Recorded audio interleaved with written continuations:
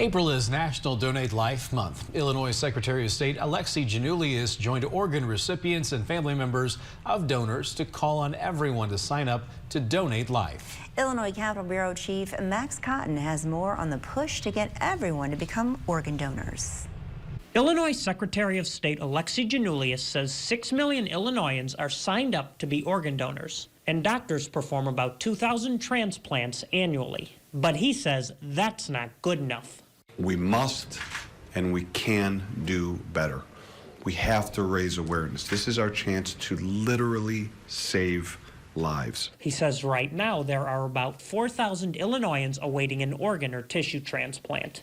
Each year, about 300 of them die waiting. Nikki Love is one of the lucky ones. About a decade ago, she got a new kidney and pancreas. I'm here today because someone said yes. Someone said, yes, I will give, organs, tissue, whatever is needed if anything were to happen to them. So I'm just so grateful and thankful that they said yes. As Secretary of State, Janulius oversees Illinois' donor and tissue registry. He says people like Love are why he takes this part of his job so seriously. We spend an enormous amount, our team does, of talking to folks, going to schools, doing everything we can.